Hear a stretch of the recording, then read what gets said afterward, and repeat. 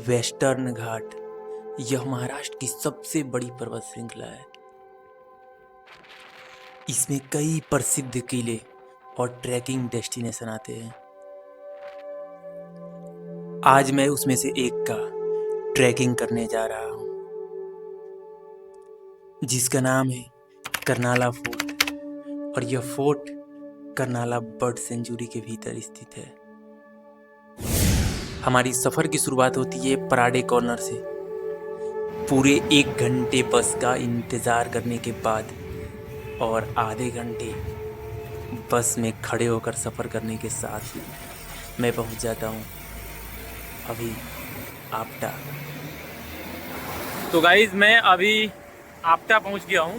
ये जो आपके पीछे मेरे हाईवे दिख रहा है NH66 हाईवे है। और उसके बाद मैं शेयरिंग टैक्सी पकड़ के पहुंच जाता हूं कर्नाला फोर्ट। यहाँ आकर मैं कराता हूं अपना लीगल परमिट, जो हमें कर्नाला फोर्ट एक्सप्लोर करने का अप्रूवल देती है। और ये है एक चेक पॉइंट जहाँ पे प्लास्टिक चेकिंग होती है और डिपॉजिट के रूप में कुछ पैसा रखा जाता है, फिर वापस आने के टाइम पैसा को रिटर्न कर दिया जाता है। लेकिन इसमें भी एक ट्विस्ट है, जितना प्लास्टिक आप साथ ले गए थे उतना प्लास्टिक वापस लाएंगे तभी डिपॉजिट आपको वापस किया जाता है। जैसे ही आप एंट्री करके अंदर आते हैं तो आपको यहाँ पर एक होटल देखने को मिलेगा, लेकिन ये होटल 10 बजे करीब में खुलता है। अगर सुबह में आते हैं आप तो ये होटल बंद रहता है। तो मैं कर्नाला फोर्ट के बेस तक पहुंचता हूं, तब तक इस सिनेमैटिक शॉट को आप एंजॉय करिए।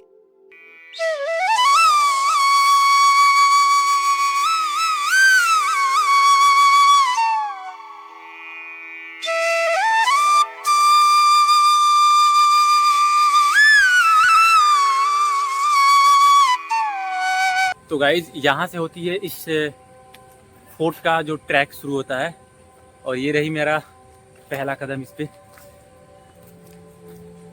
तो गाइज थोड़ा था पहले सीढ़ी ऐसा कुछ बना हुआ है, लेकिन अभी पानी के पूरा लगता है पानी के बहाव इधर से ही आता है जो बारिश में होता है, तो इसके लिए इसके पूरे जो सीढ़ी है वो पूरा टूट चुका है।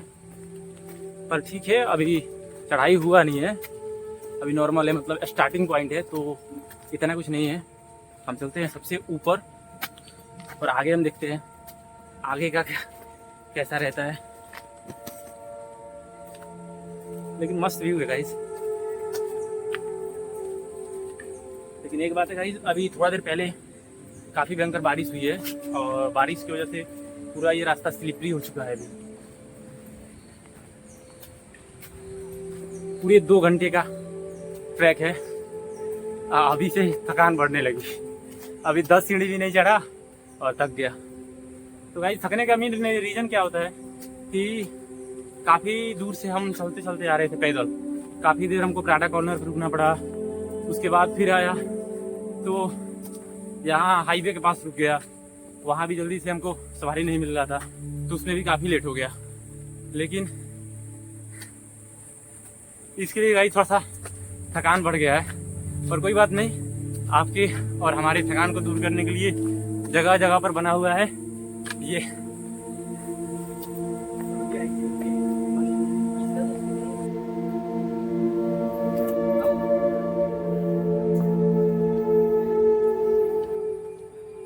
यह फोर्ट मुंबई से 60 किलोमीटर और पनवेल से 10 से 12 किलोमीटर की दूरी पर है।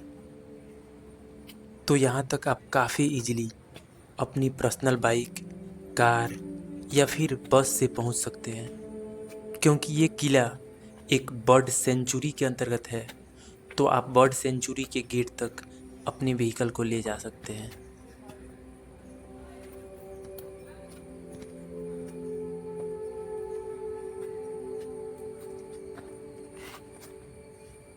तो गाइस ये हमारी पहली जो हैंड रेलिंग है उसकी शुरुआत हो चुकी है, क्योंकि यहाँ से रास्ता और डेंजर हो जाता है। अभी देखिए अभी बारिश हुआ है तो इसलिए रास्ता काफ़ी स्लिपरी हो चुका है, तो इस पर हमें काफ़ी सावधानी से चलना पड़ेगा। तो गाइस शरीर से एक चीज़ निकलना कभी बंद नहीं होगा अगर इस पहाड़ की ट्रैक करते हैं तो। पहला है, अगर मानसून में आते हैं तो बारिश की ये जो बूंदे हैं ना शरीर से होते हुए निकलेगी, लेकिन फिर भी अगर मानसून ना भी हो तो फिर भी ये पानी की बूंदे निकलेगी पसीना के रूप में।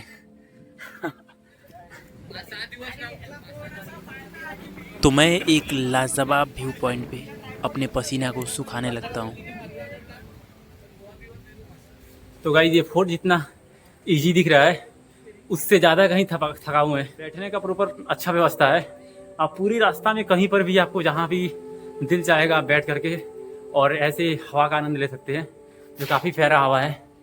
और यहाँ से तो काफ़ी ऑसम व्यू दिख रहा है। जहाँ तक आप देखेंगे ना इतना प्यारा व्यू, इतना लाजवाब व्यू, आपका मतलब मन ही नहीं भरेगा। तो ये देख सकते हैं कितना प्यारा व्यू है। और इस व्यू को देखते देखते मानो टाइम का कुछ पता ही नहीं। और जब सामने एक कर्नाला फोर्ट दिखता है तब जब घड़ी के पास नज़र पड़ती है तो पूरे 1 घंटे ट्रैकिंग करते बीत चुके थे, लेकिन अभी भी ये कितना पास दिख रहा है उतना पास है नहीं, क्योंकि पूरे 2 घंटे का ट्रैक है और हमें लगता है कि अभी मैं इस आधा ट्रैक को ही कंप्लीट कर पाया हूँ, आधा तो अभी बाकी है। तो बिना टाइम वेस्ट किए मैं निकल जाता हूँ इसके और करीब।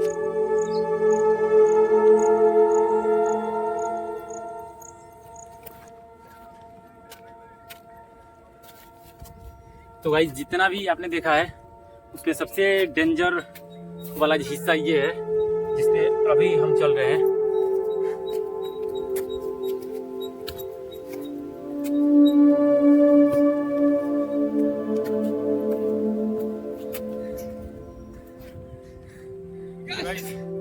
काफी थकान हो रही है। तो काफ़ी मुश्किलें और थकान के बाद जब सर को ऊपर उठाकर देखते हैं कर्नाला फोर्ट को, तो उस फोर्ट से टपकती पानी की बूंदें और उसके आसपास की वैली, ये सब मिलकर एक जादुई अनुभव बनाते हैं जो थकान को वैसे गायब कर देते हैं। पता ही नहीं चलता कि मैं थका भी था। तो गाइस ये तीसरा सीढ़ी पे हम चढ़ने जा रहे हैं। ये तो और कठिन लग रहा है हमको।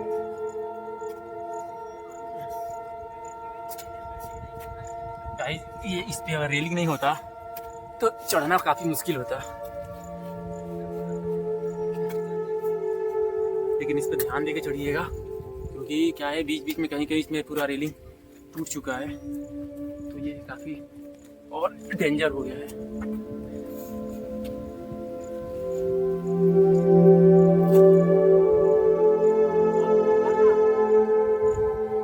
गाइस अभी काफी भयंकर बारिश आने वाली है।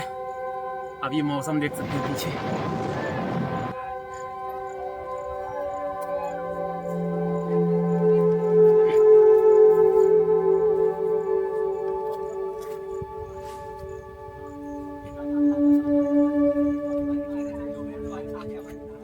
तो हम ये तीसरा गेट पर पहुंच चुके हैं और ये है इसका तीसरा गेट। ये लोहे का गेट है जो लगता है हमको वन विभाग द्वारा बनवाया गया है।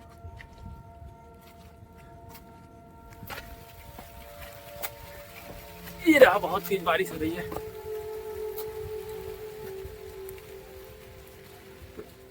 और ये फाइनली चौथा गेट।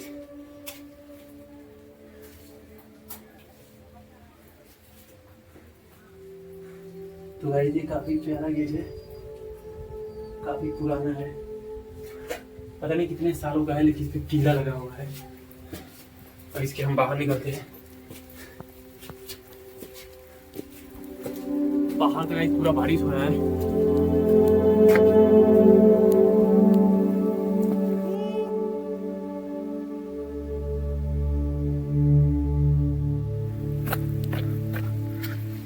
तो अभी एंट्री करते हैं ऊपर। तो एक इतना बड़ा कमरा दिखता है जो अभी 25 बाई 30 के करीब में है। इस पूरे फोर्ट को किलाबंदी किया गया था लग रहा है। और यहाँ पे एक खिड़की भी इधर बनाई गई है और ये सामने दीवारों में तख्त जैसा कुछ ऐसा बनाया गया है, शायद ऐसा मानो कि हथियार रखने के लिए। लेकिन ये है तो यहाँ से हम पूरे घाटी का व्यू देख सकते हैं। कितना प्यारा नज़ारा है। भले ही यहाँ से अभी प्यारा नज़ारा दिख रहा हो, लेकिन जब इसे बनवाया गया था तब यहाँ पर सिपाही बैठते थे और वे दुश्मनों पर कड़ी नज़र रखते थे।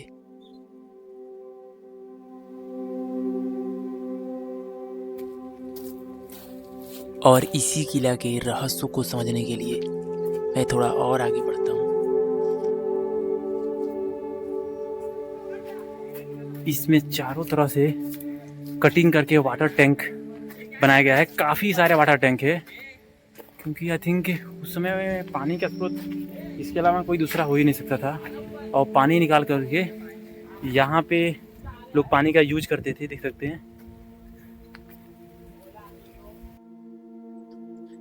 इस किला को लेकर मेरे मन में बहुत सारे सवाल थे, लेकिन जैसे जैसे इन पहाड़ों को एक्सप्लोर करते गया वैसे वैसे मेरे सारे सवालों के जवाब मिलते गए। जैसे कि मैं सोच रहा था कि इतने बड़े बड़े पत्थर की जो ये दीवार है कैसे लाया गया होगा उस समय। लेकिन फिर मैं जब इन वाटर टैंक को देखता हूँ तब मेरे सवालों के जवाब मिल जाते हैं कि इतने बड़े बड़े पत्थर नीचे से नहीं लाए गए थे, बल्कि इस वाटर टैंक को जो बनाने के लिए पत्थर निकलते थे उन्हीं पत्थरों से ही दीवारें बनती थी। और इन्हीं दीवारों के किनारे खड़े होकर पहरेदार पूरे वैली पर नजर रखते थे। तो उन्हीं वीरों के नज़र से मैं इस वैली को देख रहा था, तब तक हवा काफ़ी तेज चलने लगी और इन हवाओं के थप्पी से जो सुकून मिलता है ना, वो एसी से नहीं मिलता।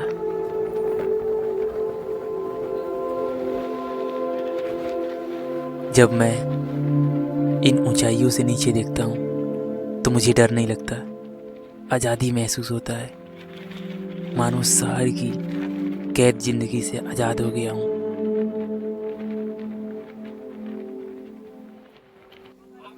तो मैं अभी इस फोर्ट के दूसरे भाग में जा रहा हूँ।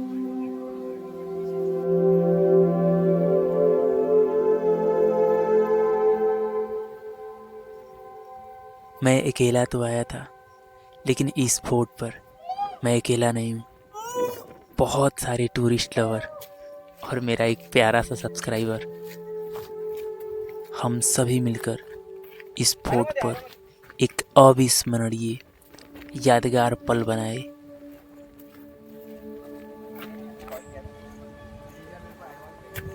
तो गाइस, करनाला फोर्ट पे इतना क्राउड मोमेंट, मतलब मैं एक्सपेक्ट नहीं किया था यार कि इतना ज़्यादा क्राउड मोमेंट यहाँ बनेगा।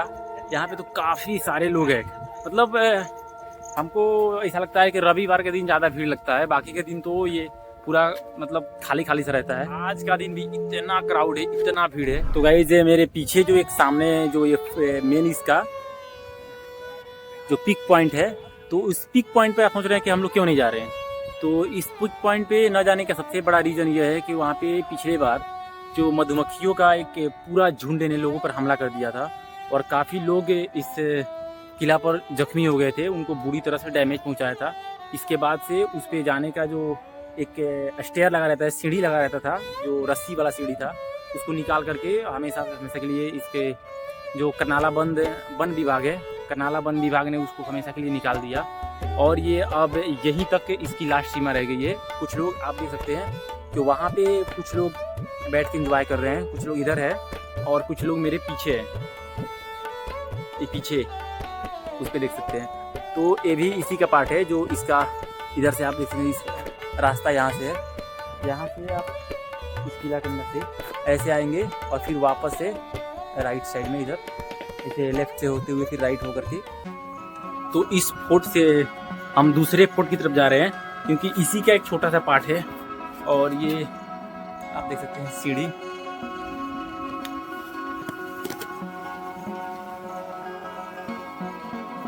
ये सीढ़ी से उतर करके रास्ता कुछ ऐसा ही है।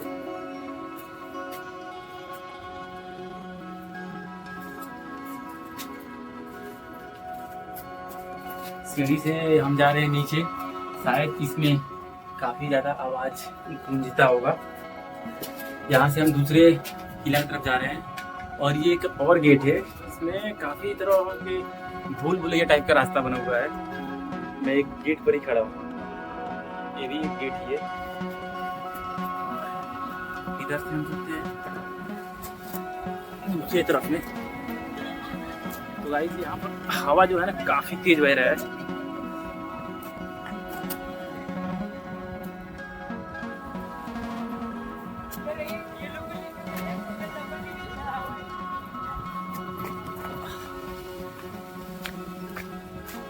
यहाँ से देखिए यही नजारा है।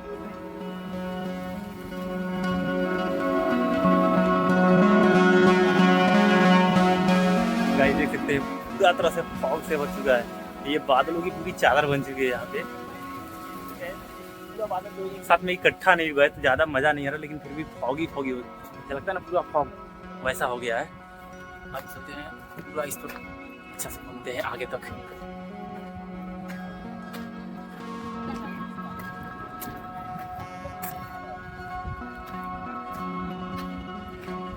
तो भाई पता है इससे मन कर रहा है ऐसा कि काफी देर तक सुकून से ऐसे बैठ जाऊं, क्योंकि अभी जो ग्रीनरी का लेवल देख सकते हैं इतना है। अभी बारिश शुरू ही हुआ है, मतलब मानसून शुरू हुआ है और तब कुछ ऐसा है। बाद में इसका कैसा रहेगा इमेजिन आप कर सकते हैं। आप मेरे पीछे देख सकते हैं जहाँ पे फोर्ट है, जहाँ पर अभी हम लोग थे, वहाँ पे कितना तेज हवा चल रहा है और उससे भी ज़्यादा है कि पूरा ये फॉगी फॉगी दिख रहा है। ये पूरा फॉग बन के उठ रहा है ऊपर से। यहाँ खड़ा होकर जब मैं सामने देखता हूँ तो ऐसा लगता है कि बादलों ने एक साथ मिलकर मेरे सामने मिरर खड़ा कर दिया हो। और फिर थोड़े ही देर बाद जब बादल साफ हो जाते हैं तब मिलता है हमें एक ब्यूटीफुल व्यू। यहाँ से पूरा वैली का नज़ारा दिखता है, इतना खूबसूरत नज़ारा जिसे देखते देखते आपकी आंखें थक जाए पर आपका दिल नहीं भरता है।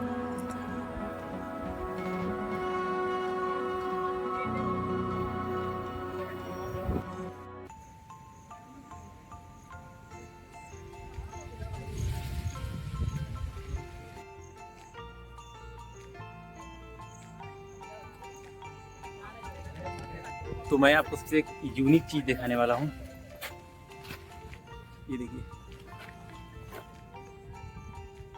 जो दीवारों में ये गैप दिख रही है, यहाँ पे जो भी दीवार में आपको ये पतली पतली से गैप दिख रही है, ये गैप नहीं है बल्कि एक दूरबीन है। ये पुराने ज़माने का दूरबीन है और ये वैली के सबसे फ्रंट साइड में था। इसके लिए इसकी बनावट भी बहुत खास थी। आगे की तरफ पूरे पतले और पीछे की तरफ चौड़ा, जिससे हम दुश्मनों को तो देख सकते हैं लेकिन दुश्मन हमें नहीं देख सकते।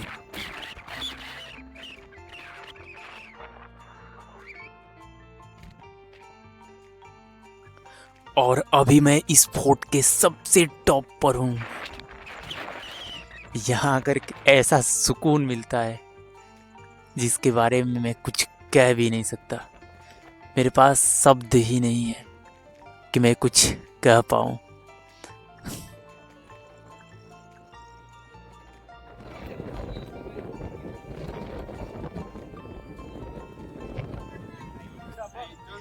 इसके ऊपर जब मैं चल रहा हूँ तो ऐसा लग रहा है कि मैं किसी स्पेस में हूँ।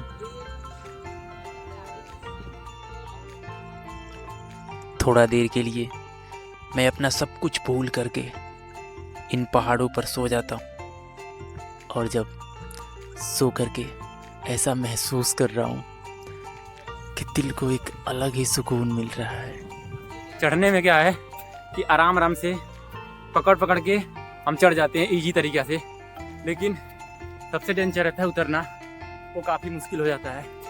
अभी हम उसी मुश्किल भरे चैलेंज को पूरा करने वाले हैं। तो आप अभी वीडियो ख़त्म नहीं हुआ है, इसको एंजॉय करिए और चलिए अब नीचे उतरते हैं।